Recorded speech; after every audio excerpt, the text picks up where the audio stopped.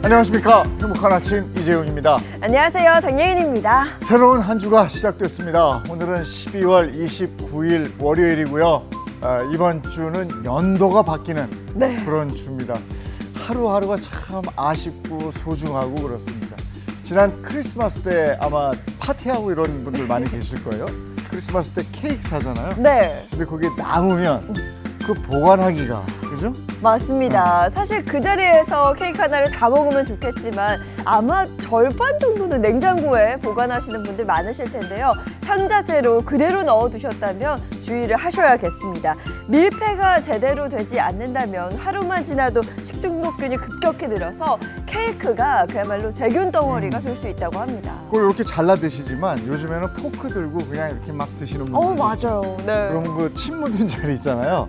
그거는 잘 도려내시고 그 다른 조각들을 밀폐 용기에 넣어서 냉동 보관을 해야 아무 탈 없이 다음번에 또 드실 수 있다는 거예요. 네. 뭐 파티도 좋고 연말 모임도 좋지만 건강이 무엇보다 가장 중요합니다. 자, 그럼 월요일에 행복한 아침도 즐겁고 알찬 이야기로 바로 시작해 볼게요.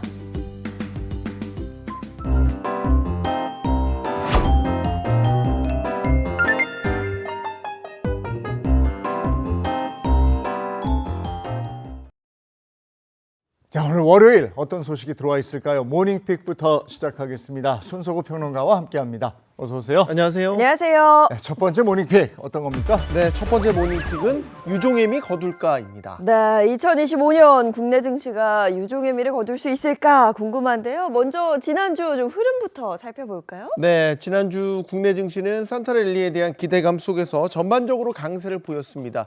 코스피는 지난 22일 4,090선에서 출발해서요. 26일에는 4,120선을 웃돌며 마감했습니다. 이달 들어서 26일까지 코스피 지수는 5.17% 상승했습니다. 한편 코스닥 지수는 전주보다 4.40포인트가 오른 919.67에 거래를 마쳤습니다. 이 같은 반등의 중심에는 반도체 업종이 있었습니다.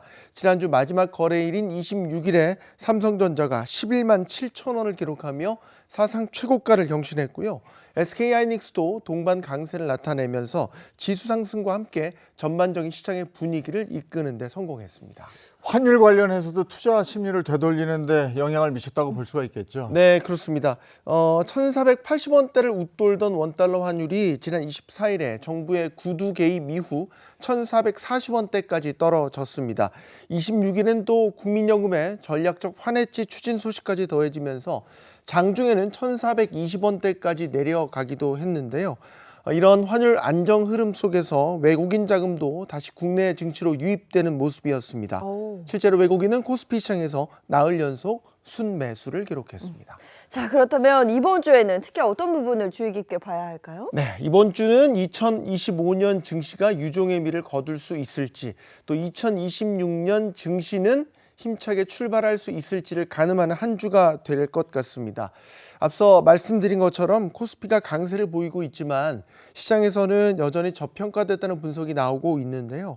반도체 업종을 중심으로 실적 추정치가 상향 조정되면서 코스피의 상승 잠재력이 점차 커지고 있다는 점 분명히 긍정적으로 볼 수 있는 부분입니다. 다만 이번 주에는 배당락 영향으로 단기 변동성이 나타날 수 있다는 점을 염두에 둘 필요가 있습니다. 지난 26일이 연말 배당 기준일이었고요. 배당받을 권리가 사라지는 배당락일은 29일입니다. 이 배당락일 이후에는 고배당주를 중심으로 차익 실현 매물이 나올 가능성이 있습니다. 따라서 이번 주 초반에는 주가 변동성이 다소 커질 수 있는 만큼 이에 대한 대비도 필요해 보입니다. 그리고 또 이번 주 시장이 주목하는 글로벌 경제 이슈가 있는 거죠. 네, 오늘 31일에 공개되는 미국 연방공개시장위원회 12월 회의록에 시장이 주목을 하고 있습니다. 이번 회의록을 통해서 최근에 금리 인하 배경과 향후 통화정책 경로를 가늠해 볼 수 있을 전망입니다. 만약 국채 매입이나 양적 긴축 종료 논의가 구체화된다면 내년 초 유동성 랠리에 대한 기대감이 한층 커질 수 있을 것으로 보입니다. 이와 함께 환율 흐름도 이번 주 내내 주의 깊게 살펴보셔야 합니다. 전문가들은 정부가 개입한 만큼 환율이 당분간은 1,500원 선을 돌파할 수 있다는 불안은 다소 완화된 상황이라고 보고 있습니다. 다만 다음 주 환율 예상 범위로는 1,400원대 초중반이 제시되고 있고 여전히 변동성이 확대될 가능성에는 주목할 필요가 있겠습니다. 또 하나 주목해야 할 부분이 바로 국내 경제 지표인데요. 휴장일인 내년 1월 1일에는 12월 한국 소비자 물가와 수출 실적이 발표됩니다. 물가 상승률이 둔화될 것으로 예상은 되는데 여전히 이 고환율에 따른 수입 물가 부담이 큰 상황이라서 한국은행의 기준금리 인하 기대는 당분간 제한적일 것이라는 전망이 나오고 있습니다. 네, 과연 2025년에 우리 증시가 유종의 미를 거두고 2026년에 희망으로 움직일지 어쩔지 잘 두고 봐야 되겠습니다. 자, 다음 픽은요. 네, 두 번째 모닝픽은 줄줄이 폐교입니다. 네, 전국적으로 문을 닫는 학교가 늘고 있다. 뭐 이런 소식이죠. 네, 사실 뭐 제가 학교 다닐 때만 하더라도 한 반에 50명이 넘었기 때문에 오. 폐교는 상상조차 하지 못할 일이었는데요. 저출생으로 이 학령 인구가 빠르게 줄어들면서 올해까지 전국에서 문을 닫은 초, 중, 고등학교 모두 4,008곳에 이른 것으로 집계됐습니다. 이 학교 급별로 보면요. 초등학교가 3,600곳을 넘어서며 가장 많았고요. 이어서 중학교가 264곳, 고등학교 70곳 순이었습니다. 특히 최근 5년 사이에 158곳의 학교가 문을 닫았는데요. 이런 흐름 속에서 2030년까지 107곳의 학교가 추가로 문을 닫을 예정입니다. 지역별로 보면 전북이 16곳으로 가장 많고요. 이어 전남 15곳, 경기도 12곳, 충남 11곳 순으로 나타났습니다. 초중고뿐이 아니고 유치원하고 어린이집도 그렇게 줄고 있다면서요? 네, 정말 많이 줄었습니다. 유치원은 2022년에 약 8,500곳에서 3년 만에 422곳이 줄었는데요. 국공립 유치원 42개, 사립 유치원 380개 감소했고요. 국립 유치원은 3개로 변동이 없는 것으로 나타났습니다.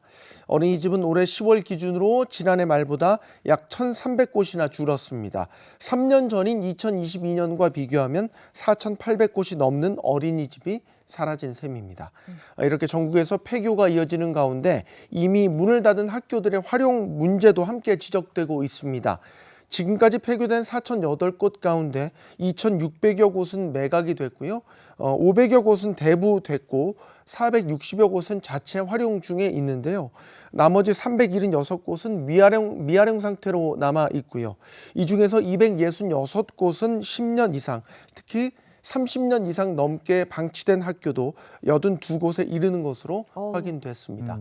전문가들은 단순히 학교를 폐쇄하는 데 그치지 않고 폐교를 문화시설이나 체육시설 또는 청년 창업이나 귀농, 귀촌 지원의 거점 등으로 활용하는 등 지역 자산으로 재해석해야 한다고 지적하고 있습니다. 방치된 폐교라는 거는 거기 사람이 떠났다는 건데 그쵸. 그러니까 그곳을 어떻게 활용해야 될지에 대한 고민이 또 필요해 보입니다. 자, 다음 픽은요. 네, 세 번째 모닝픽 연차 휴가 현황입니다. 네, 직장인 1,000명을 대상으로 연차 휴가 보장 및 사용 현황에 대한 이 설문조사를 진행했는데요. 어떤 결과가 나왔을지 궁금합니다. 네, 일단 연차 휴가 보장 여부부터 살펴보면요. 회사에서 유급 연차 휴가를 보장한다는 응답은 전체 71%로 나타났습니다. 다만 고용 형태와 사업장 규모에 따라서 격차가 상당히 컸습니다. 정규직은 약 88%가 연차 휴가가 보장된다고 답했지만 비정규직은 46%에 그쳤습니다. 연차 휴가를 실제로 자유롭게 사용할 수 있는지도 물었는데요. 전체 응답자의 약 31%, 그러니까 직장인 10명 중 3명은 연차 휴가를 원할 때 자유롭게 사용하지 못하고 있는 것으로 나타났습니다. 이 비율은 5인 미만 사업장이나 아르바이트, 시간제, 프리랜서나 특수고용, 비정규직에서 특히 높게 나타났습니다. 근로기준법상 1년 이상 근무한 노동자에게는 연 15일 이상의 유급 연차 휴가를 보장하도록 돼 있습니다. 지난해 연차 휴가를 얼마나 사용했냐를 묻는 질문에 대해서 전체 응답자의 약 38%가 6일 미만이라고 사용한 것으로 답했습니다. 법이 정한 기준을 보장받지 못한 직장인이 많았다는 건데요. 특히 비정규직 5인 미만 사업 노동자, 또 월 임금 150만 원 미만 등 취약 노동자 집단에서 사용 일수가 현저히 적은 것으로 나타났습니다. 네. 이 외에 또 어떤 조사 결과가 있었습니까? 네, 연차 휴가를 사용할 때 불이익을 경험했다는 응답자는 전체의 약 13%로 조사됐는데요. 이 불이익의 유형을 보면 연차 휴가를 승인 거부하거나 또는 사용 제한이 가장 많았고요. 연차 휴가 사용에 대한 상사의 부정적인 언급이나 눈치, 연차 휴가 사용 이후 업무량이 과도하게 늘어났다거나 또 중요한 회의나 행사에서 배제되는 등이 그 뒤를 이었습니다. 방금 말씀드린 직접적인 불이익 외에도 이 휴식권을 침해하는 사례도 적지 않았습니다. 직장인 2명 중 1명은 연차 휴가 중에 업무와 관련한 이 전화를 받은 적이 있다고 답을 했고요. 연차 휴가 때 실제 일을 한 적이 있다는 응답은 약 43%인 것으로 나타났습니다. 설문조사를 진행한 직장업체 119는 이번 설문 결과를 두고 휴식권은 사업장 규모나 고용 형태와 관계없이 모든 노동자들에게 보장돼야 할 기본 권리라면서 노동자들이 차별 없이 쉴 수 있도록 법과 제도 개선이 이루어져야 한다고 답했습니다. 휴가라는 거는 그 다음 일을 하기 위한 또 원동력이 되는 부분도 있기 때문에 그럼요. 눈치 보지 않고 휴가를 갈 수 있는 분위기 이게 참 언제 되려는지 모르겠습니다. 네. 자, 다음 픽은요. 네, 네 번째 모닝픽은 달걀 보관 어디에입니다. 달걀 보관 어디에? 이거는 제가 한 번도 고민해보지 않은 네. 그런 주제거든요. 네, 저도 이제 고민을 해야 될 것 같은데 두 분은 냉장고 안쪽에 달걀 어디에 보관하고 계세요? 안쪽에 냉장고 안쪽에 그냥 넣는 거 저도 같은데. 그냥 근데 요즘 이제 냉장고 구조를 보면 냉장고 문에 이제 달걀 트레이가 맞아요. 설치되어 있는 네네. 경우가 많이 있잖아요.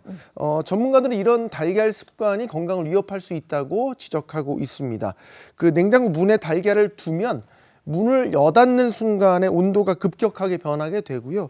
온도가 일정하게 유지되지 않으면 이 달걀 표면에 응축 수분이 생기게 되는데요. 바로 이런 환경이 살모넬라균 등 병원성 미생물의 증식 위험을 높인다고 합니다. 달걀은 다공실 구조여서 또 냄새를 쉽게 흡수하는 특성을 가지고 있습니다. 김치나 반찬 냄새가 나는 냉장고 문 주변에 보관할 경우에는 달걀 고유의 풍미가 떨어질 수 있다는 점을 지적을 하고 있고요. 전문가들은 냉장고 문에 이 달걀 트레이가 있는 거는 자주 꺼내 쓰는 식품을 쉽게 접근할 수 있도록 설계를 한 것이고 최적의 보관 위치는 아니다라고 이야기를 하고 있습니다. 그럼 저희는 지금 달걀 문에 보관하는 상태가 아니니까 잘하고 있는 건가? 어디에 보관하는 게 제일 좋은 거예요? 비교적 잘하고 계시는 오. 겁니다. 이제 달걀 보관에 있어서 가장 중요한 건 이제 온도를 안정적으로 유지하는 게 가장 중요한데 달걀을 이제 원래 포장된 종이 상자 혹은 달걀 전용 보관 용기에 담아서 온도 변화가 적은 냉장고 내부 깊숙한 곳에 보관하는 게 훨씬 안전하다고 합니다. 달걀 보관에 적합한 온도를 보면요. 식품의약품안전처는 달걀을 0도에서 10도 사이 이 냉장 환경에 보관할 것을 권장하고 있고요. 미국 식품의약국은 기준을 더 엄격하게 적용합니다. 4도 이하의 냉장 보관할 것을 권장하고 있는데요. 실제 4도 이하 환경에서는 살모넬라균 증식이 99% 이상 억제된다고 합니다. 또 달걀을 보관할 때는 뾰족한 부분이 아래를 향하도록 거꾸로 세워서 보관하는 게 좋다고 합니다. 달걀 껍데기에 이 7,000개에서 17,000개의 기공이 있어서 바로 공기가 드나들 수 있는데 이 기공이 둥근 부분에 많이 분포돼 있다고 합니다.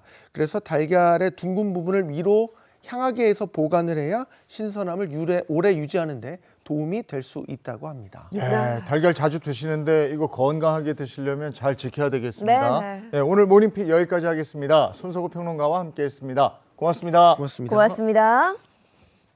자, 이어서 오늘 날씨 어떤지 알아보겠습니다. 문단영 기상캐스터 나와주세요. 네, 오늘까지는 추위 걱정 없겠습니다. 어제부터 이어진 비눈으로 기온이 높게 나타나고 있는데요. 다만 내일부터는 세미 한파가 찾아옵니다. 오늘 내릴 비눈의 양은 강원 산간에 최대 7cm, 경기 북동부에는 1cm 안팎의 눈이 내리겠고요. 그 밖에 중부와 전북, 경북에는 5mm 안팎의 약한 비가 내리겠습니다. 이번 비눈은 오후면 대부분 그칩니다. 비가 그친 뒤에 내일부터는 추위가 찾아옵니다. 다시 아침 영하권 추위가 되겠는데요. 주 후반으로 갈수록 추워져서 목요일에는 영하 11도의 기온을 보이겠습니다. 하늘은 종일 흐리다가 밤부터 차차 맑아집니다. 동해안을 중심으로는 건조주의보가 발효 중인 가운데 바람도 강하게 불어서 화재 예방에 유의하셔야겠습니다. 오늘 한낮 기온 보겠습니다. 서울이 8도, 강릉과 광주 13도, 부산은 14도로 한낮에도 10도를 웃돌면서 온화하겠습니다. 한 해를 마무리하는 해넘이는 구름 사이로 관측이 가능하겠고요. 1월 1일은 대체로 맑아서 해돋이도 보실 수 있겠습니다. 지금까지 날씨 전해드렸습니다.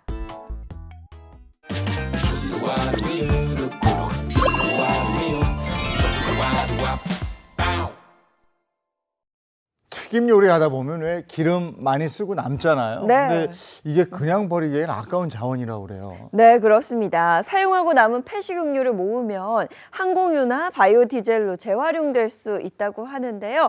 자, 환경 보호와 자원 순환을 함께 할 수 있는 방법 바로 함께 보시죠.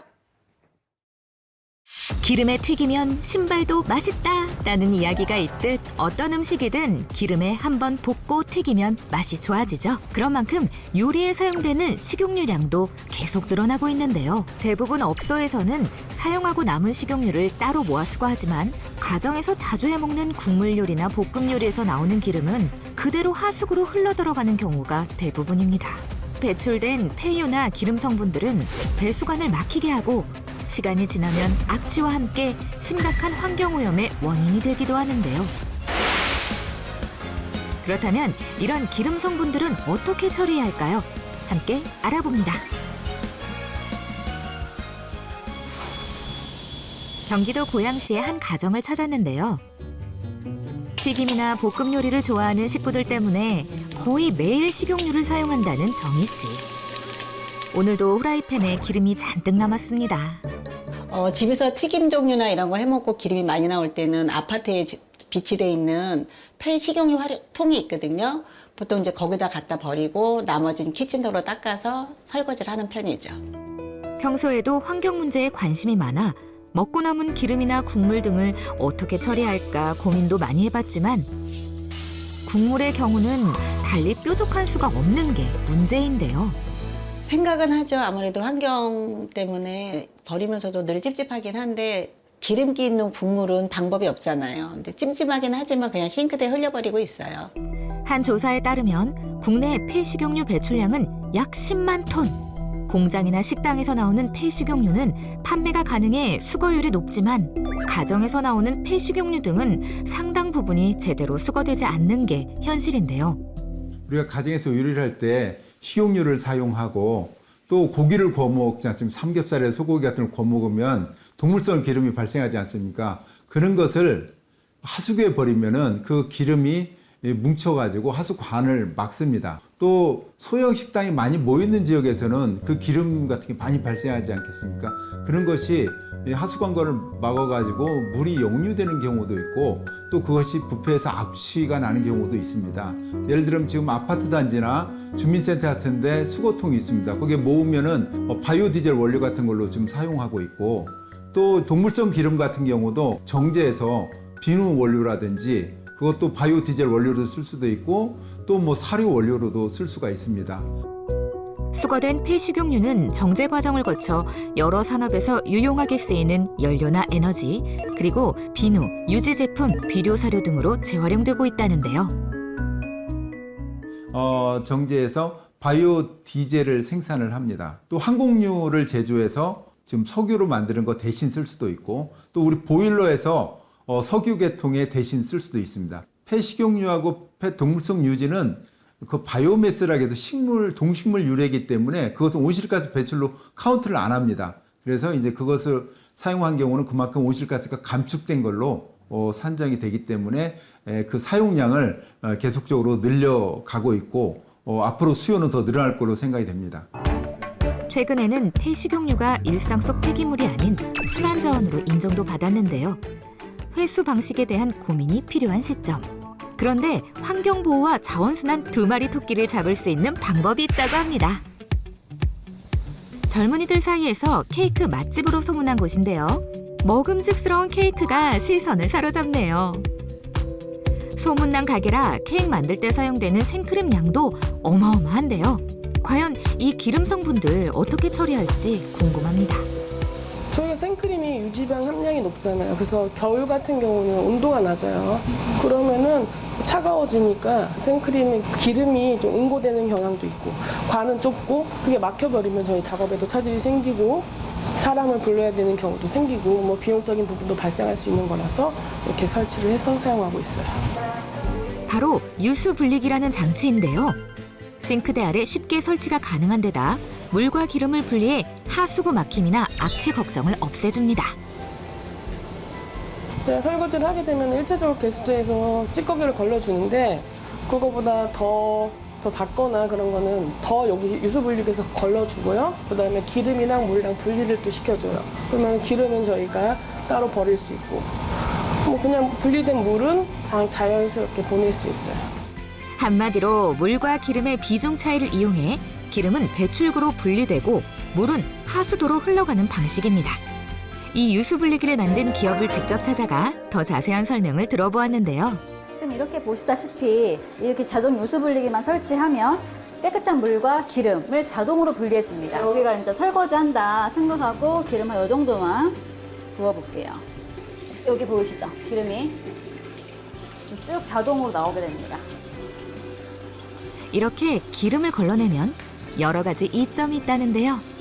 첫 번째는 하수구 공사를 더 이상 하지 않아도 된다. 그럼 두 번째는 기름이 자동으로 모아집니다. 그럼 이 기름을 저희가 판매할 수가 있습니다. 그래서 수익이 생긴다. 그 다음 세 번째 장점은 이 모여진 기름을 판매함으로써 이 자원을 재순환할 수 있게 됩니다. 이제 예전에 외식업 쪽을 할 때 보니까 하수도가 자꾸 막혀서 역류 현상이 온다. 그걸 또 매번 전화를 해서 뚫어야 된다. 뭐 이제 이런 그 문제점들이 보였기 때문에 유수 분리기 되는 거가 우리가 음식을 먹고 갖다가 설거지를 해서 버리는 건데, 그쪽에서 오는 트러블 문제가 예상보다 우리 생각보다 더 심한 것 같아서. 특히 기름 사용량이 많은 식품 가공 공장이나 대형 급식소에서는 유수 분리기를 통해 하수 처리 공정을 원활하게 작동시켜 폐수 처리 효율도 높이고 유지 관리 등의 부대 비용까지 줄이고 있습니다. 그 유수분리기 보면 외국 같은 규정을 보면은 뭐 효율이 한 85% 되면 된다 그러는데, 실질적으로 성능이 아주 좋은 업체의 것은 실제 우리나라 99% 이상 그 회수된 경우도 있고, 적극적으로 그 기름을 많이 쓰는 업체에서는 유수분리기 설치해서 활용하도록 권하고 싶습니다. 그냥 버리면 환경오염이지만 재활용하면 에너지로 변신하는 폐식용유. 다시 쓸 수 있는 자원으로 재탄생시키는 것이야말로 자원순환의 첫걸음이 아닐까요?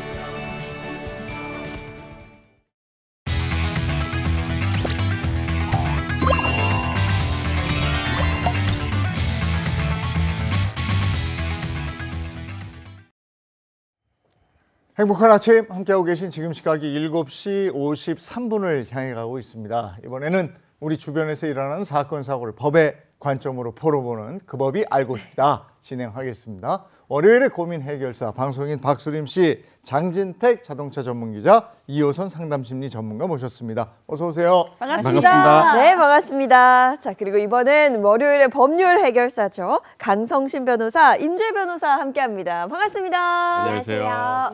네, 이 교수님 오늘 준비한 주제는요? 네, 첫 번째 주제. 여러분 구사일생 이런 말 들어보셨죠? 네. 절체절명 들어보셨죠? 네. 그야말로 첫 번째 사연. 이 두 가지에 걸맞는 정말 위기의 상황에 관련된 이야기입니다. 저희 첫 번째 주제 바로 이겁니다. 이 정도면 살인미수, 아찔한 도로 낙하 사고. 자, 어찌된 사연인지 꽁트로 먼저 만나보시죠. 마른 하늘의 날벼락이라는 말 아시죠? 아마 며칠 전 제게 있었던 일을 두고 하는 말이 아닐까 싶습니다. 그날도 다른 날과 마찬가지로 급한 볼일이 있어서 시내를 운전하던 때의 일입니다. 아이고, 그러게 좀 준비 좀 빨리 하라니까 왜 이렇게 늦장을 부려. 그러다가 약속 시간 늦으면 당신 책임질 거야? 아이고, 미안해. 아, 일절만 좀 해요. 뭐 자꾸 좀 빨리 가면 되지, 뭐 자기가 서둘러서 밟으면 되지 뭐. 아유. 아이, 여기가 가뜩이나 도로 막히고 사고 많이 나는 거 몰라? 아이, 자나깨나 안전운전, 전방주시 몰라 이거? 안 들린다. 아우, 지겨워, 잔소리 진짜. 아유, 어머머머머, 상기야. 아이고, 정말 찰나의 순간이었습니다. 아내의 다급한 외침에 급정거를 하지 않았다면 지금 생각해도 등줄기가 오싹해지는데요. 제 앞에서 주행 중이던 차량 트렁크 쪽으로 갑자기 길고 무거운 물체가 빠른 속도로 추락한 겁니다. 그 물체는 곧 옆차 도로를 달리던 버스를 향해 날아갔는데요. 어떻게 아이고 세상에 무슨 이런 일이 다 있어. 아이 괜찮으세요? 어디 다친 데 없으세요? 아우 깜짝이야. 이게 뭐예요 이게? 뭐가 확 떨어진 것 아니 같은데. 지금 저 도로에 낙하물이 떨어진 모양이에요. 아우 한 5초만 늦었어도 정말 큰일 날 뻔했네. 아니 이게 무거운 쇳덩이가 이게 어디서 떨어진 거야 이게? 아니 그 근처 현장에 공사 현장 같은데 떨어진 거 아니에요? 마른 하늘은 날벼락도 유분수지 무슨 이런 경우가 다 있어. 깜짝 놀랐어 세상에. 이 사고로 다행히 다친 사람은 없었지만 자칫 대형 사고로 이어질 뻔한 아찔한 상황이었는데요. 도로 위 낙하 사고는 보상 절차도 까다롭고 책임 주체를 가려내기도 힘들다는데 이런 경우에 보상은 어떻게 진행이 되고 사고 책임은 누구에게 있을까요? 이거 진짜 아찔하죠. 정말 대형 사고로 이어질 네. 뻔했는데 맞아. 어떤 사연인지 자세히 좀 들어볼까요? 네, 일단 사고는 18일 오전 압구정역 인근 도로에서 발생한 사건입니다. 이 당시 제보자 A씨 차량이 바로 앞을 달리던 차량 트렁크 쪽에서 네. 길고 무거운 낙하물, 뭔가 하나 굉장히 빠른 속도로 떨어졌는데 이 물체가 앞 차량 범퍼에 부딪히고 날아갔죠. 네. 그다음에 옆쪽 차선을 달리고 있던 버스 쪽으로 튕겨 나갔습니다. 세상에. 자, A 씨는 추가 낙하물이 있을 수 있다고 판단을 해서 일단 현장을 벗어나던 중에 네. 이 떨어진 물체가 바로 옆 차선 버스 앞유리에 박혀 있는 모습을 아. 확인하게 됩니다. 그러면 이 주변은 어떻게 됐는가? 다행히 앞 차량 탑승자와 버스 기사 모두 큰 부상이 없었어요. 정말 다행이었는데 함께 공개된 영상에는 그 근처 공사 구간으로 추정되는 장소에서 낙하물이 떨어진 뒤에 네. 주변 차량들이 급히 이 방향을 바꾸거나 속도를 줄이는 모습이 담겨 있는데 네. 사고 당시 도로에 있는 차량과 보행자 모두 있었던 만큼 자칫 대형 인명 피해로 이어질 뻔한 아주 아찔한 순간이었습니다. 야 영상을 보니까 정말 아찔합니다. 낙하물이 떨어져서 트렁크 쪽인데 아니 자칫 운전석 그 조수석 쪽으로 떨어졌으면 이거 어떡할 뻔했고 그렇죠. 튕겨서 또 옆에 버스 쪽으로 가서 박혔다? 야 이거 정말 대형 사고 날 뻔했는데 근데 이런 낙하물 사고가 생각보다 자주 발생한다면서요? 자주 발생합니다. 국토교통부랑요, 한국도로공사에서 발표하고 있는 자료를 보면은요, 네. 이 고속도로 낙하물 사고가 5년 평균을 냈을 때 5년 동안 모두 238건, 그러니까 매년 보면 50건 안팎이 발생을 하고 있습니다. 이런 고속도로 낙하물 사고로요, 2명이 숨지고 25명이 다쳤다라는 통계도 나오고 있는데 사고 건수가 크게 줄지 않고 매년 반복해서 발생하고 있다는 것이 문제입니다. 이쯤 되면은요, 이 낙하물 사고가 우연히 발생한 사고가 아니라 꾸준히 발생하고 있는 위험이다라는 평가가 충분히 가능해 보이는데요. 한국도로공사에서 보면은 최근 5년 해마다 평균 25만 개가 넘는 고속도로 낙하물을 수거하고 있다고 합니다. 그럼 매년 평균을 내보면 20만 개에서 많게는 27만 개가 넘는 낙하물이 발견이 되고 있다는 겁니다. 낙하물들이 너무 많이 발견되고 있는데. 아니 그럼 이런 사고를 왜 못 막는 거예요?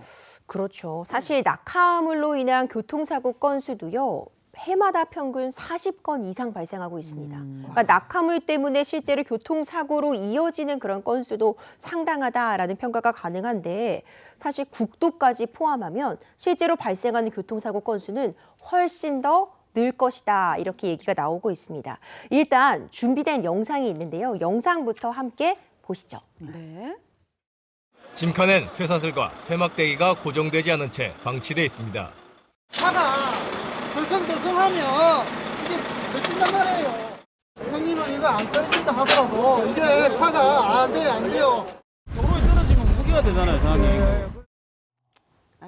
한눈에 봐도 좀 위험천만해 보이죠. 이렇게 낙하물로 인한 교통사고의 대부분을 차지하는 게 앞서 가던 화물차에서 어떤 낙하물들이 떨어지는 경우입니다. 저도 실제로 이런 경험이 있어요. 아침에 이른 시간 운전해 오는데 저 앞에 엄청나게 큰 타이어가 뚝 도로에. 그거 피하려다가. 그렇죠. 사실 수 그날 있잖아요. 비도 내리고 있어서 위험천만했는데 많은 차들이 그 타이어 피해 가느라고 순식간에 고개 한전하는 모습을 저도 확인한 적이 있습니다. 경찰청 통계를 보면은요, 화물차가 안전 조치를 제대로 다하지 않았을 때, 그러니까 적재물을 제대로 설치하지 않았을 때 이런 위반 적발 건수가 해마다 연간 약 1만 8천 건 정도다라고 하는데 이것도 많잖아요. 그런데 앞서 고속도로 낙하물이 25만 건 정도가 발생하고 있다라는 통계를 보자면 25만 건이 떨어져 있는데 적발 건수는 1만 8천 건 정도에 그쳤다면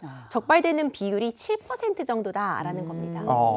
그렇다면 이 통계만 놓고 보자면 예방도 단속도 부족하다라는 이야기가 나올 수밖에 없습니다. 네. 이렇게 운전을 하다 보면은 이 예상치 못한 뭐가 떨어진다거나 아니면 뭐 돌멩이가 뭐 튀거나 뭐 이럴 때도 있잖아요. 저도 뭐 그런 거 이렇게 피하다가 뭐 해가지고 차를 밟아가지고 차가 좀 부서진 적이 있었는데 이거 생각보다 보상받기가 쉽지 않더라고요. 이런 낙하물 사고 실제로 보상받기가 이렇게 쉽지가 않죠. 실제로 이 보상받은 사례들을 보면은 일단 2020년부터 현재까지 우리 사건같이 그래 낙하물 사고로 인해서 실제로 보상이 이루어진 건수가 단 7건에 불과합니다. 그리고 심지어 2023년과 2024년에는 단 한 건도 없었어요. 그래요? 2023, 4년에 단 한 건도 없다. 사고가 단 한 건도 없으면 좋겠지만 아니잖아요. 그건 아닌 것 같고. 보상이 이렇게 안 되는 이유가 뭐예요? 원래 우리가 법적으로 생각해 보면은 당연히 가해 차량이 이 피해 차량이 피해를 입힌 사람에게 청구를 할 수 있는 거는 당연하다고 생각을 하잖아요. 근데 이 도로에서 일어나는 사고 같은 경우에 우리가 한번 생각을 해볼게요. 자, 제가 운전을 하고 가고 있습니다. 아까 임조혜 변호사님 말씀하셨다시피 막 자동차의 그 타이어가 튀어나와요. 그리고 막 뭐가 날라와요. 근데 우리는 멈춰 있지 않아요. 계속 갑니다. 그러니까 누가 그거를 했는지 그 행위자도 이미 갔어요. 맞아. 쉽게 얘기하면은 그 행위를 한 사람을 특정하기가 쉽지가 않아요. 그리고 예를 들어서 그 도로 같은 데서 사고가 발생을 했는데 이 사고가 발생을 한 거를 도로공사 측에서 충분히 알고 있었는데 그거를 방치를 했다 그러면은 그쪽에 대한 과실 책임을 물을 수 있을 것이고. 그리고 내가 운전을 하고 가다가 바로 내 앞에 있는 차량이 뭐 예를 들면 과적이나 이런 것들이 적재가 떨어지면서 나한테 피해를 입힌 경우도 있을 것이고. 우리 사연처럼 공사장의 현장에서 떨어진 경우도 있을 것이고. 막 자연재해, 막 뭐 폭설 이런 걸로 떨어진 경우도 있을 것이고. 경우의 수가 일단 다양해요. 경우의 수가 다양해서 이런 경우의 수를 다 일일이 분류해가지고 어떤 원인에서 누가 이걸 입혔는지 그걸 다 찾아가지고 과실을 입증하고 손해배상을 청구하는 몫이 다 우리한테 있다는 거예요. 피해 차량한테. 그래서 이게 현실적으로 생각할 때 쉽지 않고 복잡하다는 부분이 있어서 이렇게 솔직히 그 손해배상을 다 받기가 어려운 것이 좀 현실이죠. 그런데 우리가 길을 걷다가 만약에 보도블록이 이렇게 파여 있어서 다쳤어요. 그러면 그 길을 관리하는 지자체가 배상 책임을 지는 경우가 있잖아요. 그러면 고속도로면 고속도로를 관리하는 주체가 좀 책임을 지면 어떨까 싶기도 한데요. 맞습니다. 원칙적으로는 고속도로를 관리하는 주체가 책임을 질 수 있습니다. 그런데 현실적으로 쉽지 않은 게요. 일단 고속도로 관리 주체가 책임을 지려면 낙하물이 떨어진 지 한참 되었는데 장시간 너무 위험천만하죠. 방치가 되어 있다거나 아니면 위험을 충분히 예견할 수 있었는데 조치를 하지 않았다는 점이 입증이 돼야 됩니다. 앞서 보도블록 얘기해 주셨는데 난리죠. 이 보도블록 같은 경우에는 장시간 방치되어 있었을 가능성이 높습니다. 그런데 우리 지금 영상으로 보더라도요. 낙하물이 순식간에 떨어지죠. 도로관리 주체도 이 순식간에 어떤 일을 할 수가 없었을 겁니다. 이제 그런 부분들 때문에 이런 낙하물 사고는 장기간 방치되었다라는 부분이 입증되기도 어렵고 도로관리 주체가 제대로 관리하지 못했다라는 점을 입증하기도 좀 어려운 측면이 있기 때문에 어찌 보자면 우연적으로 일어난 사고다라는 평가가 자주 내려져서 관리 주체가 실제로 배상 책임까지 인정되기가 어려운 경우가 많고요. 그런 부분들 때문에 앞서 통계에서도 살펴봤지만 이렇게 많은 사고 건수가 있음에도 실제로 배상까지 이루어진 건수는 6, 7건에 불과하다라는 이야기가 나오는 겁니다. 아니 배상받는 경우가 그렇게 적다면 이 많은 사고들 책임은 결국은 뭐 피해자가 고스란히 그냥 지는 거 아니에요. 근데 이 오늘 사연에서 보면 공사장에서 사용하던 철근이 떨어졌다 이 말이에요. 그럼 이건 공사업체에서 책임을 좀 져야 되는 거 아닌가요? 그러니까 이 사건은 제가 봤을 때 앞서 우리가 그 도로공사에서 막 이렇게 떨어지고 도로 내에서 일어나는 일과는 조금 다른 것 같긴 해요. 왜냐면 네. 공사장에서 명백하게 떨어진 게 맞고 그게 공사장의 과실로 인해서 벌어진 일인 게 분명하다면 이건 당연히 그 업체 측의 책임을 물을 수가 있겠죠. 네. 근데 예를 들어서 아까 말씀드린 것처럼 그 결국에는 책임을 물으려면 과실이 인정이 돼야 돼요. 근데 이 공사 업체 측에 과실이 없는 경우도 있을 수 있단 말이에요. 첫 번째, 예를 들어서 아까 말씀드린 막 뭐 폭설, 폭우 막 이런 자연재해 때문에 내가 할 수 있는 어떤 관리 책임을 다 했는데도 불구하고 사고가 일어났다라고 하면은 또 어쩔 수 없이 그 손해는 피해자가 감수를 해야 될 것이고, 두 번째는 현실적인 문제. 예를 들어서 그 업체가 뭐 업체를 상대로 민사소송 같은 거를 제기를 하고 막 했는데 막 형사적으로도 접근해보고 했는데 결국에 막 이 업체가 도산을 해버린다든지 뭐 이제 그러면은 결국 또 제가 현실적으로 이렇게 보상받을 길이 또 어려운 부분도 있을 수 있죠. 네. 그런데 이 사고를 당한 쪽은 결국 아무 잘못이 없이 그냥 마른 하늘의 날벼락 같은 그런 거잖아요. 그리고 만약에 좀 뭐 손해가 있다, 뭐 차 고친다 이랬을 때 자기 자차 보험으로 고치는 이런 게 대부분인 것 같은데, 솔직히 이런 얘기 들으면 좀 불합리하게 느껴지거든요. 이게 피해자가 할 수 있는 방법이 진짜 없나요? 피해자가 이런 경우에는 결국 본인이 직접 소송을 제기해야 됩니다. 뭐 도로공사나 국가를 상대로 해서 손해배상 청구 소송을 할 수 있겠죠. 그런데 여전히 입증이 쉽지 않습니다. 이렇게 도로 위에 낙하물이 떨어져 있으면 어디서 온 것인지 확인하는 게 또 쉽지 않습니다. 순식간에 앞차에서 떨어졌다라고 한다면 적어도 앞차가 책임을 진다라는 부분이 명백할 수 있을 때, 실제로 사례를 보면은요, 어떻게 넘어왔는지 모르겠는데 아예 상대방, 그러니까 반대편 차선에서 낙하물이 굴러오는 경우도 있을 수 있고요. 작은 비닐 같은 것도 사고를 유발할 수가 있는데, 비닐은 하늘에서 날아와서 뚝 떨어져서 도로에 있는 경우도 있습니다. 과일 바구니 같은 게 떨어져서 막 과일이 흩어져 있는 도로에 그런 경우들도 산정을 해볼 수 있는데, 결국 이 손해를 구하려고 하는 측, 손해배상 청구를 하려고 하는 측에서 이것이 언제 떨어졌는지, 떨어졌음에도 불구하고 신고가 들어갔음에도 불구하고 도로공사 측에서 제대로 치우지 않아서 장기간 방치가 됐는지 구체적인 입증 자료가 필요합니다.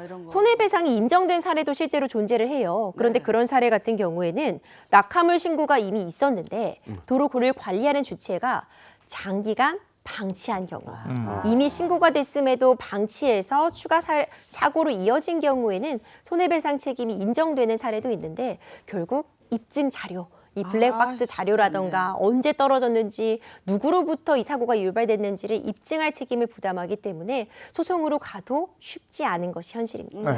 근데 우리가 앞서 뭐 다양한 사고 영상들 봤잖아요. 보는 것만으로도 막 아찔하고 무서운데, 내가 운전을 하고 있다가 정말 그 낙하물 때문에 사고가 났다 생각해 보면 야, 이거는 정신적인 트라우마까지 있을 것 같아요. 근데 이런 정신적인 손해까지 뭔가 배상받기가 쉽지 않을 것 같은데요.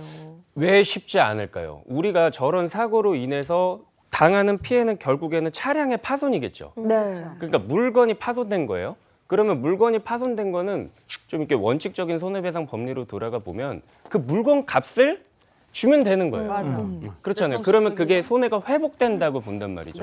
그럼 뭐 혹자들은 그럴 수도 있어요. 아니요, 이 차는요, 저한테 그냥 차가 아니에요. 막 우리 망아지 하면서 맨날 세차하고 진짜 막 이름 붙여가면서 막 광 내고, 이 아이를 이렇게 다치게 한 거는 나한테 너무나 큰 충격이다. 내가 이 차를 얼마나 아꼈는데, 이런 건 인정되지가 않는다는 거예요. 그래서 일반적인 경우에서는 위자료, 정신적 피해까지 인정받기 쉽지 않습니다. 근데 아까 영상 보셨잖아요.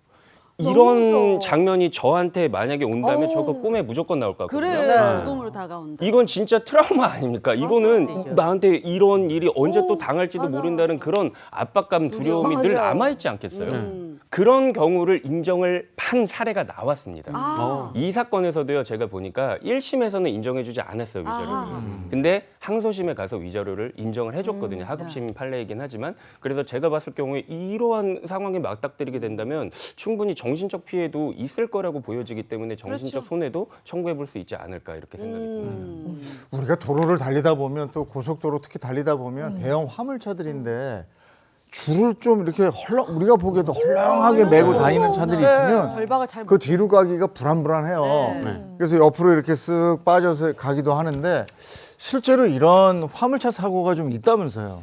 그래서 도로 위 폭탄이다 네. 이렇게 불리우기도 하는데요. 굉장히 위험한 경우들이 많습니다. 이 적재물 위반이다라고 우리가 얘기를 하는데 사실 화물차 입장에서도요. 비용적인 측면을 고려하지 않을 수가 없습니다. 그러니까 많이 싣고 가야 더 이득을 보는 구조고 또 정해진 시간 내에 반드시 배송을 하지 않으면 화물차 기사가 손해를 보는 그런 이 산업 구조 자체도 좀 문제다라는 이야기가 나오는데 네. 그렇다 보니까 반복되는 와, 거죠. 저 과정 영상을 보세요. 한눈에 봐도 좀 위험천만하죠. 네. 제대로 적재되지 않은 상태에서 위험한 물건들을 그대로 싣고 달리는 모습이 확인이 됩니다. 실제 이런 사고가 있었는데요. 4년 전에 중부 내륙고속도로에서 화물차에서 떨어진 타이어를 같이 가는 거야, 지금. 하다가 무려 4중 추돌 사고가 발생했어요. 이 해당 사고 영상이 그대로 드러났는데 이 타이어들이 그대로 도로 위로 나오면서 연달아서 4중 추돌 사고가 있었는데 2명이 사망하는 정말 안타까운 참사가 사망까지 일어났어요. 위험천만하죠. 순식간에 저 굴러나온 타이어 피하기 쉽지 않습니다. 어려워요. 네. 이제 이런 사고 같은 경우 일단 가해 차량은 특정이 되지만 너무나도 큰 피해로 이어졌기 때문에 이 적재물 위반은 계속해서 어떤 단속과 처벌의 대상이 되고 있는데 이렇게 적재물 초과해서 싣거나 아니면 제대로 묵지 않으면 보통 범칙금 부과되거나 과태료가 부과되는데요. 맞아요. 너무 처벌이 솜방망이가 아니냐라는 이야기가 계속 나오고 누적해서 단속이 되면은 운행 정지를 30일까지 내릴 수 있는 행정처분 조치까지 내려지지만 이마저도 단속이 안 되면 그만인 것 아니냐라는 이야기가 나오고 있어서 제대로 된 처벌이 필요하다는 이야기 나옵니다. 이런 사고 같은 경우에 사실 이 앞서가던 화물차가 어떤 사고를 직접적으로 낸 것은 아닙니다. 누군가를 추격한 것은 아니지만요. 저 화물차에서 나온 적재물 그리고 이 타이어 때문에 이후에 후속적인 이 사고들이 유발됐다면 일대는 교통사고 처리 특례법상 과실치사상죄 물을 수 있는 여지가 분명히 있고요. 이렇게 운반할 수 있는 그런 적재물의 총량이 있는데 이를 위반하는 경우에는 이건 역시도 별도로 형사 책임의 대상이 될 수 있다는 점 다시 한번 강조드리고 싶습니다. 근데 최근에는 가해자를 특정할 수 없는 사고에 대해서 낙하물 사고에 대해서 국가가 먼저 보상해 주는 제도가 있어요? 그 가해 차량을 끝까지 특정하지 못하는 경우도 있을 수 있거든요. 아까 말씀드렸다시피 이 도로에서 갑자기 슝 지나가 버렸어요. 슝 지나가 누가 했는지 몰라. 그리고 블랙박스가 있는 차량도 있지만 없는 차량도 있을 수가 있어요. 그리고 뭐 낙하물 같은 게 블랙박스 같은 경우에 이게 앞에서 있는 차량이 무슨 일을 했다고 하면 그게 찍힐 수가 있지만 위에서 떨어졌어요. 뭐 지붕에 달아놓으니까 블랙박스를. 그런 경우에는 누가 이거를 했는지 모르는 경우가 있을 수가 있잖아요. 어떻게 하늘에서 떨어져? 아니요, 하늘에서 떨어질 수 있어요. 퉁 튀겨가지고 올라올 수가 있잖아요, 옆에서. 그러니까 이런 경우에는 내가 피해를 입었지만 손해를 청구할래야 청구할 대상이 특정되지 않는 거예요. 몰라, 그 사람은 이미 떠나갔어요. 그러니까 이러한 경우들 때문에 국가에서 일단은 정부 보장 사업을 통해서 우리가 일정 부분 보상을 해주는 부분이 있습니다. 근데 이것도 한계가 있어요.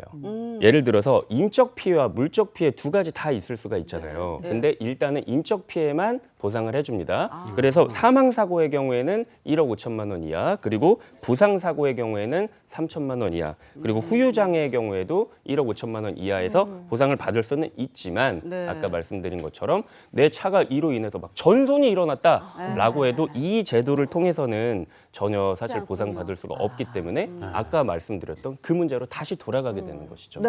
그럼 만약에 신청을 하게 된다면 어떻게 할 수 있을까요? 일단 그 정부 보장 사업이 있다는 거는 고무적인 이름이다. 일단 없던 것이 생겼으니까 이거는 좋은 거라고 볼 수가 있는데 자동차 손해배상진흥원으로 이제 일원화 돼가지고 받고 있어서 그 처리를 하고 있으니까 이렇게 알아두시면 될 것 같고 이런 사고가 나면 보통 우리가 경찰에 신고해서 경찰에 사건이 접수가 되는 경우들이 있잖아요. 그러면은 경찰을 통해서 내가 진짜로 이런 낙하물 사고로 인해서 사고를 입었다라는 것들을 그 입건을 시켜가지고 조사를 할 때 다 낱낱이 좀 이렇게 말씀을 해두시고 진흥원 측에 가는 경우가 있고 만약에 그렇지 않다고 하면은 내가 직접 진흥원 본원이나 전국 지역 분원을 통해서 직접 신청도 가능하시니까는 이런 불의의 사고 당하셨을 때 꼭 이 제도 알아두시고 이용하셨으면 좋겠습니다. 아니 저는 오늘 사고 영상을 보면서도 깜짝 놀랐지만 이런 낙하물 사고 피해자가 보상을 아예 못 받고 있었다. 그렇죠. 2023, 2024년에는 건이 보상이 한 건도 없고 네. 2020년부터 7건밖에 없다. 사고는 굉장히 많았을 것 같은데 네. 저는 이게 더 놀랍습니다. 아. 자, 이거 정말 트라우마 생기는 엄청난 사고인데 이거 방지할 수 있도록 그 노력을 좀 더 해주셔야 되겠다 이런 생각이 드는 부분입니다. 자, 오늘 여기까지 하죠. 예, 두 분 변호사님 고맙습니다. 고맙습니다.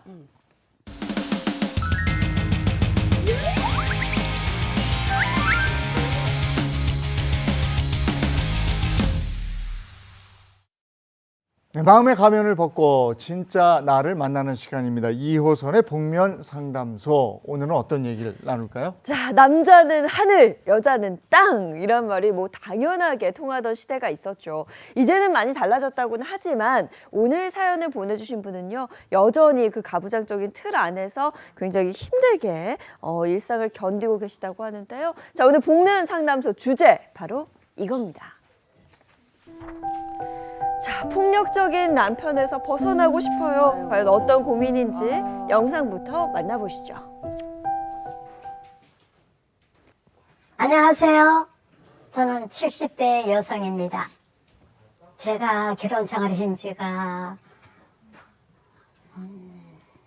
50년이 넘었거든요. 그런데 50년.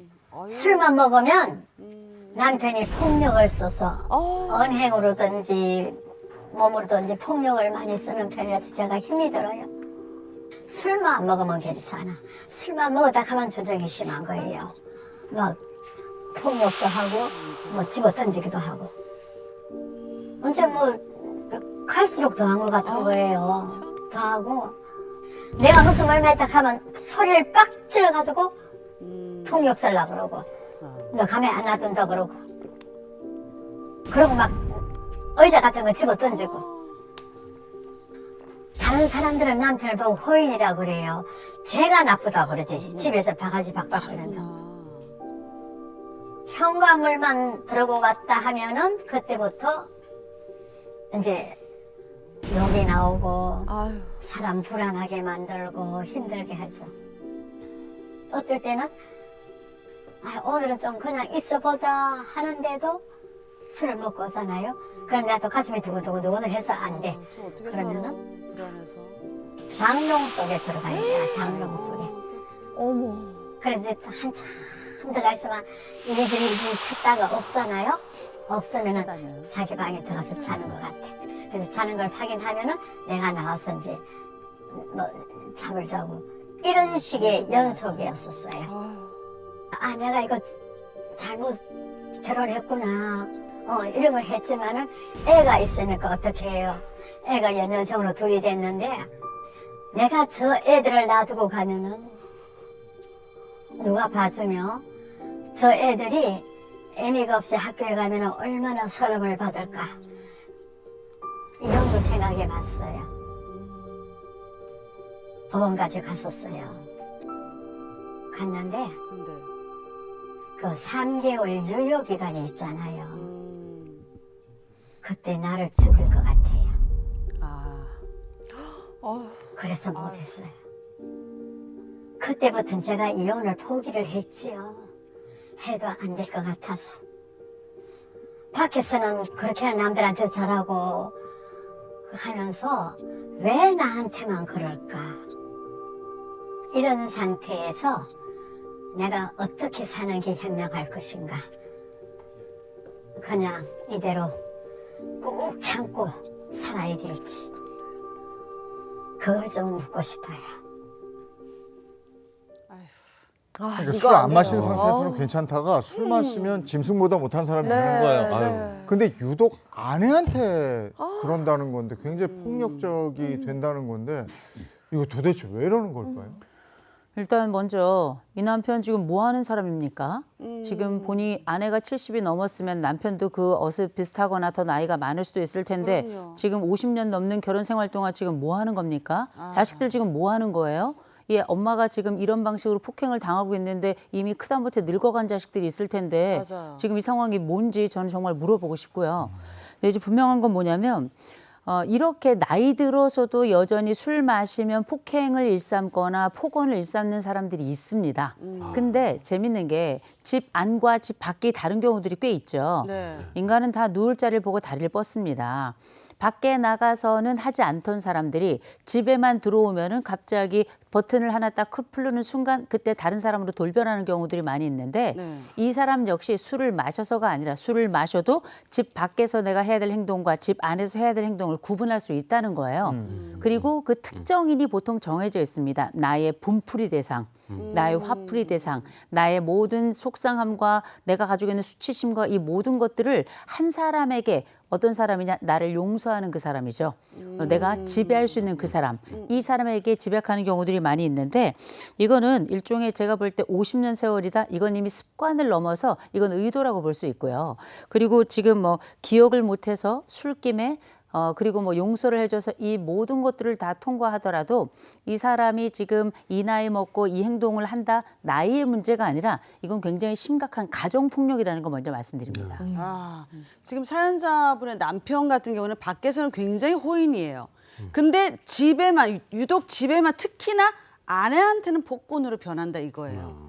왜 그런 거? 왜 이중적인 그런 태도를 보이는 걸까요, 이 사람이? 우리가 이제 밖에서는 네. 부처님 가운데 토막, 뭐 인간 예수 이렇게 통하는 사람들이 집에 들어와서 진짜 말할 수 없는 폭군이 되는 경우도 있죠. 이 사람을 밖에서 호인, 안에서는 폭군 이렇게 부르지만 이거 그냥 다 폭군입니다. 왜냐, 지금 50년 넘는 세월 동안에 술만 마시면 집안에서 이런 폭군이 되었다는 얘기는 술이 이미 이 사람의 일부가 된 거예요. 이 사람이 가지고 있는 삶 속에는 술이라고 하는 것도 하나의 내 인격, 내가 선택할 수 있는 인격이 된 거거든요. 그래서 이건 이 사람 호인이라고 부르면 안 됩니다. 그냥 폭군인 거예요. 이거 분명하게 해야 될 것 같고 그리고 보세요. 이 사람이 지금 50년 넘는 결혼 생활 하면서 집에만 들어오면 술 마시고 와서 아내에게 폭력을 막 행사했단 말이에요. 이 사람은 자기가 술 마시면 그런다는 걸 몰랐을까요? 알아요. 이건 뭐냐? 조절할 생각이 없는 겁니다. 맞아요. 보통 우리가 다른 사람에게 이런 폭력을 행사해서 예를 들어서 입건이 됐어요. 아니면은 뭐 굉장히 심각하게 뭐 수감이 됐어요. 아니면 굉장히 심각하게 뭔가 보상을 해야 되는 상황이 됐어요. 이거 몇 번 거치면 이 사람 웬만한 사람들은 고치고도 남아요. 외부에서 발생한 이런 일들이 있었다면 그러나 내부에서 지속적으로 용납되는 조건이 있었을 거고 내가 술을 마셨을 때 꼼짝 못하는 사람이 있다 생각하면 거기서는 내가 언제든 폭군이 되어도 되는 환경 형성이 된 거거든요. 이분은 이중적 태도가 아니고요. 이건 의도입니다. 50년 넘어 술을 마시지 않은 멀쩡한 사람이 술만 마시면 집에 들어가서 폭행을 한다. 이거는 습관을 넘어서서 이건 의도다. 그래서 저는 이런 사람들이야말로 전 가중 처벌해야 된다고 생각합니다. 전에도 한번 말씀드렸지만 욱하는 성격은 없다. 욱할 수 있는 대상이 존재할 뿐. 맞아요. 어디 함부로 욱하겠습니까? 네. 그럼 대상이 만만하니까 욱하는 건데. 이 남편도 보면 밖에서는 괜찮은 사람으로 비치나 봐요. 근데 안에 들어오면 막 이렇다 보니까 어디 이분이 밖에 나가서 얘기하면은 안 믿나 봐요. 당연하지, 호인이니까. 아이 대기 바가지를 그렇게 긁으니까 그렇죠. 그래서 맞아. 그랬겠지 이런 식인가 봐요. 맞아. 그게 정말 답답할 것 같거든요. 그러니까 더 나쁜 사람인 거예요. 왜냐하면 심지어 이 폭행을 당하는 여인에게 사람들이 이럴 거라고요. 이 사람이 오죽했으면 당신을 때렸겠느냐. 그래, 맞아. 이렇게까지 이야기하는 사람들이 있거든요. 그러나 모든 이유 불문하고 폭력은 무조건 안 되는 겁니다. 그런데다가 바깥 사람들이 볼 때는 다수의 사람들이 볼 때 이 사람이 괜찮은 사람이에요. 그런데 단 한 명만 이 사람이 괜찮지 않다고 말하는 거예요. 왜냐하면 여기서 피해자는 단 한 명밖에 없거든요. 맞아요. 그래서 우리가 다수의 사람들, 곧 피해와 가해의 관계에 얽혀있지 않은 사람들이 가해와 피해의 관계에 얽혀있는 사람들의 이야기하고 동일한 선상에 놓고 이 사건을 볼 수는 없다. 라는 게 제 기본적인 출발점이어야 된다고 보고요. 또 한 가지는 이 아내가 지금 결혼으로부터 시작해서 지금 우리가 화면에서 그냥 얼굴만 봐도 굉장히 약해요. 몸도 작고요. 그리고 말랐고요. 그리고 나이가 있어 벌써 70대가 넘었어요. 70 넘어 내가 맞는다고 생각을 해보세요. 70 넘어 내가 내 남편 가장 오랫동안 알고 나를 앞으로도 함께 돌보며 상호 지탱해줘야 될 이 사람에게 내가 지속적으로 맞는다고 생각해 보세요. 근데 내가 노력을 했어요. 그래서 이혼도 해보려고 그랬어. 그런데 이 이혼을 해보려고 했던 그 사건마저도 나에게는 또 하나의 두려움이 됐단 말이에요. 이런 상황이 됐을 때 이 사람이 했던 그 모든 노력들은 뭐냐? 이제 무효화가 된 겁니다. 누구도 나를 도와줄 수 없을 뿐만 아니라 내가 마지막이라고 생각했던 그 법적인 선택마저도 나에게는 또 한 번의 공포로 다가와서 이 아내가 두 번째 선택을 하기 굉장히 어려운 상황이 된 거예요. 그럼 이분은 어떠냐? 외부적으로는 멀쩡한 남편을 폭군으로 만드는 거짓말장이가 된 거고요. 두 번째로 이 남편에게는 자신이 도무지 용서할 수 없는 나를 법정에 세워서 나쁜 사람으로 만들어 결국은 이혼을 요청하려고 했던 이런 악당이 돼버린 겁니다. 이 가운데 빠져있는 사람들이 지금 자식들이에요. 정말 자식들이 어떤 상황인지 제가 알 수는 없습니다만 분명한 건 일단 이 아내에게 있어서는 지금 완전히 사면초가 상황이다. 그리고 이런 상황이 반복될 때 우리가 흔히 학습된 무기력이라는 말을 하죠. 더 이상 도망갈 곳이 없고 이제부터는 어떤 폭력에 노출되어도 나는 누군가 구원해 줄 사람이 없고 탈출할 수 없기 때문에 그냥 자기 자신을 폭력에 놔버리는 그냥 노출해서 그냥 아무런 대응도 하지 않는 이런 상황이 되어버릴 수 있기 때문에 저는 이 상황은 지금 당장 해결해야 된다고 생각합니다. 아니 제가 사연 들으면서 가장 안타까웠던 게 바로 그 부분이에요. 노력을 안 하신 건 아니에요. 이혼을 하고 싶었는데. 맞아요. 그 3개월의 기간 동안 남편이 나를 죽일 것 같아서 그러니까 해코지 당할까 봐 포기하셨다는 말이죠. 근데 이렇게 마음을 먹는 것까지도 이렇게나 어려운 일인가 봐요. 두렵고. 이게 제가 폭행을 당해본 적은 없어요. 그러나 생각해 보세요. 제가 만났던 수많은 내담자들 중에는 가정폭력으로 남성도 오고 여성도 옵니다. 그런데 상당수가 여성인 경우가 많아요. 그런데 이들이 당했던 린치가 일회성이라도 우리에게는 평생 이런 걸 우리가 이제 트라우마라고 얘기한다면 트라우마는 크게 두 가지가 있습니다. 하나 스몰 트라우마라는 게 있고 작은 트라우마라는 게 있고 또 빅 트라우마, 큰 트라우마라는 게 있어요. 스몰 트라우마라는 건 일상에서 우리가 작고 크게 받는 작고 큰 이런 자그마한 상처들에 관련된 이야기라면 빅 트라우마라는 건 큰 사건, 대형 사고가 발생했다든지 아니면 우리가 갑자기 외부에 다니다가 뭐 린치를 당했다든지 예상치 못한 지진이 났다든지 이 교통사고가 났다든지 이런 것들은 다 빅 트라우마에 해당이 되는데 가정폭력은 스몰 트라우마일까요? 빅 트라우마일까요? 빅 트라우마. 빅 트라우마죠. 네. 그러나 때리는 사람에겐 스몰 트라우마예요. 그럴 수 이게 굉장히 다른 겁니다. 그래서 맞은 사람들이 이 오랫동안 가지고 있는 이 고통의 상태 그리고 이 어려움의 상황에 대해서 그냥 도움 없이 자기의 삶이 노출된 이런 상황이 되면 이 사람이 가지고 있는 이 고통은 이것보다 힘든 게 뭐냐 무기력이에요. 맞아요. 어떤 것도 할 수 없다는. 그래서 내가 심지어 이혼까지 고려해 봤더니 그때 아마 자세히 말씀은 안 하시지만 그때 살해에 대한 아마 협박들도 있었던 게 아닌가 이런 판단이 되는데요. 이럴 때 평생 맞았던 사람이 한번 마지막으로 용기를 내겠다 했는데 그것마저 물거품이 됐을 때 이 사람은 더 이상 어찌할 도리가 없는 마치 식물과 같은 이런 상황이 되는 거거든요. 그래서 지금 사실 이런 이혼을 향한 뭐 망설임 이거 없었어요. 노력했습니다. 근데 안 된 거예요. 근데 지금 가장 이 상황에서 문제는 뭐냐면 조력자가 없다는 겁니다. 내가 이혼을 결정하고 선택을 하고 이 과정에 사실은 폭력이 있었으면 이미 벌써 분리가 있어야 되는 거예요. 그리고 이 과정에서 경찰도 불러야 되는 거고요. 증거 채집도 있어야 되는 건데 이런 모든 것들이 지금 어떤 식으로 진행이 되는지 저는 전혀 모르겠어요. 왜냐 말씀을 아직 안 하셨으니까. 그러나 분명한 건 이런 모든 상황에 조력자가 한 명도 없었다. 나 혼자만의 이 평생 50년 넘는 투쟁의 상황이었다. 저는 이 상황이 혼자 이혼을 해야 되겠다 결정을 내리는 것도 정말 어마어마한 일이었을 거라고 생각합니다. 사연자분 이 말씀을 들어보면 남편 밖에서 너무나도 좋은 사람이고 호인인데 집에만 오면 나한테만 왜 유독 폭언을 쓰고 폭행을 할까? 내가 뭘 많이 잘못했나? 그러니까 당신이 잘못했다고 지금 자책을 하고 있거든요. 사연자분이 잘못한 것 같지 않은데 그렇지 않습니까, 교수님? 우리가 참 재밌는 심리 실험이 하나 있는데요. 이를테면 5명을 앉혀놓고 똑같은 길이의 이제 이 이제 선이 있어요. 선을 이제 3개를 놓고 그 중에 하나를 길게 하고 아, 2개는 똑같이 했어요. 그랬더니 다른 사람들 4사람이 뭐라 그러냐? 다 똑같은 길이라고 얘기를 해요.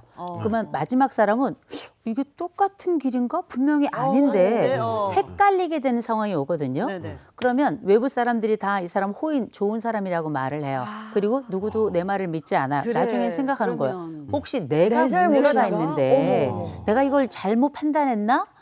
내가 어떤 잘못을 맞을 짓을 해서 내 남편이 정말 나에게 가격을 하는 것인가? 이런 착각에 빠지게 되는데 이거는 일종의 이 외부에 누구도 말하지 않지만 이런 암묵적 가스라이팅이 발생하는 겁니다. 그래서 사실상 우리가 지금 이 사연자께서 어떤 잘못을 했는지 안 했는지 저는 그걸 묻고 싶지 않아. 일단 폭력이 발생했다는 게 중요하고 그럼요. 이게 지금 50년 넘는 세월 동안 발생했다는 게 훨씬 더 중요한 일이거든요.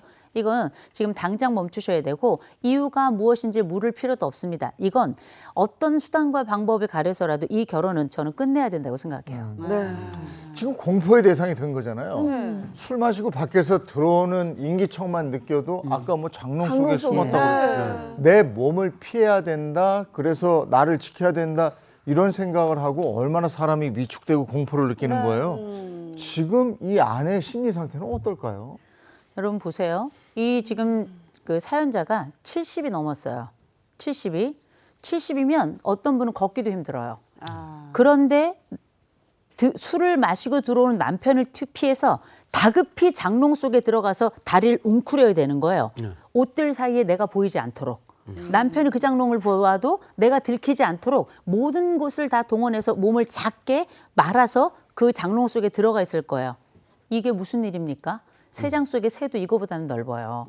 이런 상황을 산다는 건 뭐냐면 그 사이에 이미 이 내담자는 내가 가지고 있는 공포라고 하는 감옥 속에 이미 오랫동안 갇혀 있었던 겁니다. 공포라고 하는 장롱 속에 그보다 훨씬 더 작은 장롱 속에 오랫동안 갇혀 있는 데다가 신체적으로도 지금 그 물리적 장롱 안에까지 들어가 있는 거거든요. 이 세월을 한번 상상을 해보세요. 50년 세월입니다. 50년 세월 동안 아내는 생각할 거예요. 내 남편이 오늘 술을 마시고 들어오나 안 마시고 들어오나. 오늘 들어올 때 큰 소리를 지르고 들어오나 안 지르고 들어오나. 나를 때린다면 나를 오늘 얼마나 맞아야 되나. 이런 상상을 하면서 50년 세월을 살았단 말이에요. 이미 삶 자체가 공포고요. 삶 자체가 아주 분노뿐만 아니라 두려움뿐만 아니라 공포뿐만 아니라 이 수많은 감정들이 다 들어가 있는 개인 저수지가 됐다고 저는 생각합니다.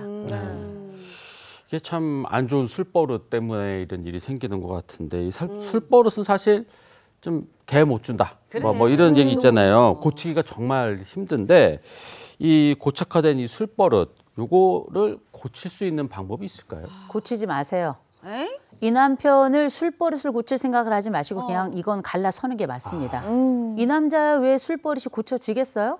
아내가 술 먹지 말라고 한두 번 얘기했겠습니까? 아내가 이 남편에게 제발 나를 때리지 말라고 한두 번 빌었겠습니까? 그런데 50년 세월 동안 이 모든 상황이 아내에겐 한 번도 유리하게 작동해 본 적이 없는 거예요. 제가 이게 조금 주제 넘은 말씀일지 모르겠지만 이 자식들 뭐 합니까? 어머니가 맞는 거 알았을 텐데요. 몰랐을까요? 엄마가 빨갛게 멍들어 있고 퍼렇게 멍들어 있을 때 자식들이 그거 몰랐을까요? 저는 이 자식들 정말 나쁜 자식들이라고 생각합니다.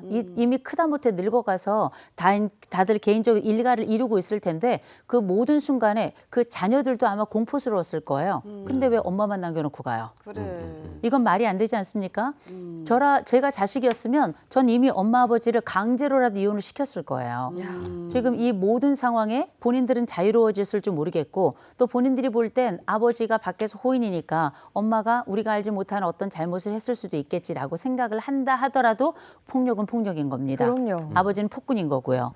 이런 부분에 있어서 자녀들이 이렇게 무심하다 싶을 정도로 저는 이미 이런 상태는 자녀들과 아버지가 좀 공범이라 생각합니다. 도와야 되는데 당연히 도움이 필요한 순간에 돕지 않는 노인을 대상으로 만약 생각해 본다. 아동을 대상으로 생각해 본다. 도와야 될 순간에 돕지 않는다. 이걸 우리가 방임이라고 부릅니다. 스스로 약을 먹어야 되는 시간에 약을 못 먹는 사람이 약을 안 먹고 있다. 그냥 두는 둔다? 이거 방임이라고 불러요.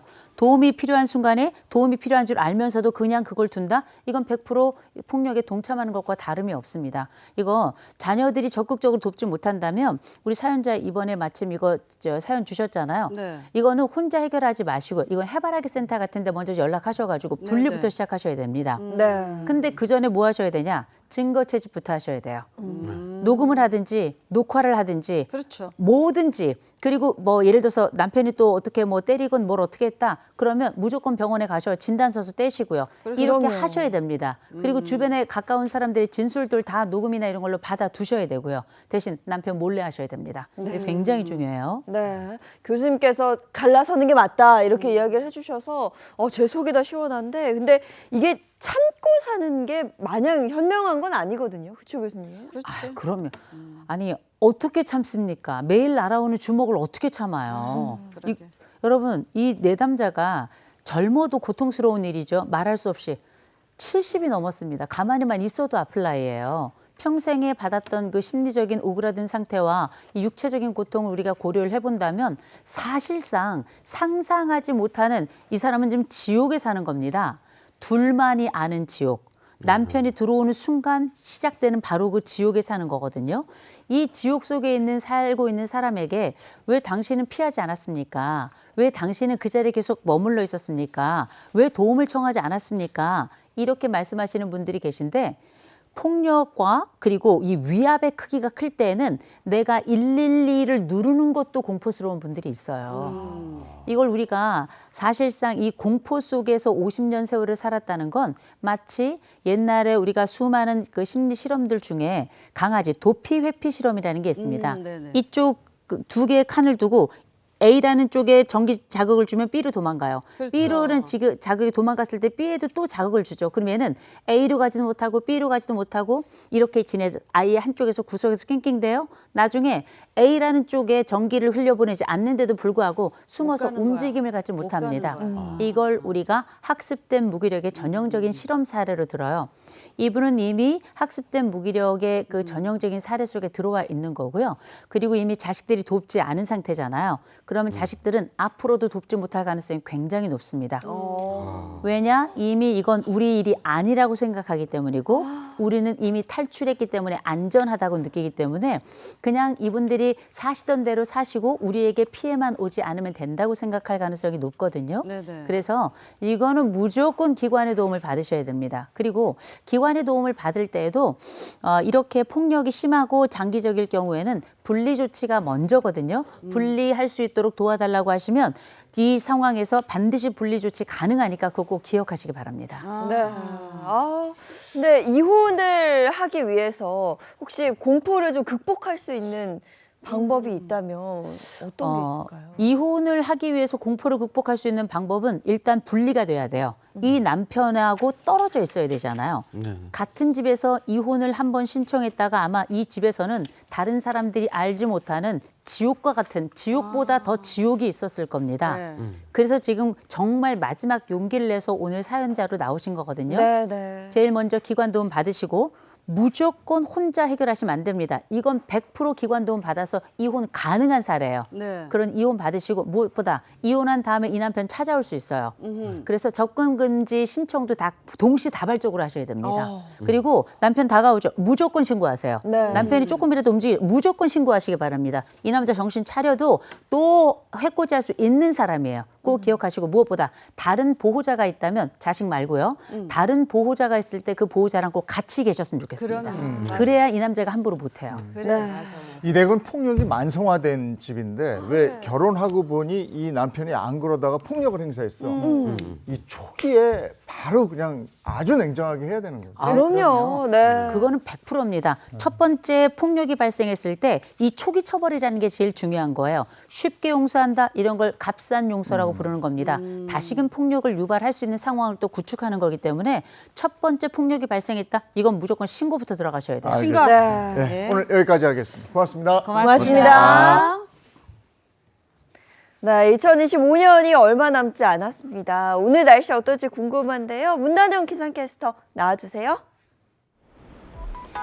네, 2025년의 마지막 월요일입니다. 한 주의 시작인 오늘 5.1도로 높게 나타나고 있고요. 종일 평년보다 기온이 높아서 큰 추위는 없겠습니다. 다만 새벽부터 다시 비눈이 시작된 곳들이 있어서요. 하늘은 종일 흐리겠습니다. 오늘 내릴 비눈의 양은 강원 산간에 7cm 정도가 되겠고요. 경기 북동부에는 1cm 안팎의 눈으로 내리겠습니다. 그 밖에 중부와 전북, 경북을 중심으로는 5mm 안팎의 약한 비로 내립니다. 이번 비눈은 오후면 대부분 그치겠습니다. 비가 그친 뒤 내일부터는 추위가 찾아옵니다. 내일은 아침에 다시 영하권의 추위를 보이겠고요. 주 후반으로 갈수록 기온이 낮아지면서 목요일에 서울의 아침 기온은 영하 11도까지 뚝 떨어집니다. 하늘은 종일 흐리다가 밤부터 차차 맑아집니다. 동해안을 중심으로는 건조주의보가 발효 중인 가운데 바람도 강하게 불어서 화재 예방에 각별히 유의하셔야겠습니다. 오늘 한낮 기온 보겠습니다. 서울이 8도, 강릉과 광주 13도, 부산은 14도까지 올라서 전국 대부분 10도 안팎의 기온을 보이며 온화하겠습니다. 한 해를 마무리하는 해넘이는 구름 사이로 관측이 가능하겠고요. 1월 1일 새해 첫날에는 전국이 대체로 맑아서 해돋이도 보실 수 있겠습니다. 지금까지 날씨 전해드렸습니다. 목요일이 1월 1일인 거죠. 네, 그렇죠. 이제 오늘, 내일, 모레 3일밖에 안 남았어요. 아, 시간이 정말 빠릅니다. 아마 오늘, 내일, 모레까지 2025년 잘 마무리하시기 바랍니다. 좋은 하루 보내시고요. 저희는 내일 아침 7시 30분에 돌아올게요. 행복한 아침, 행복한 하루 되십시오. 고맙습니다. 고맙습니다.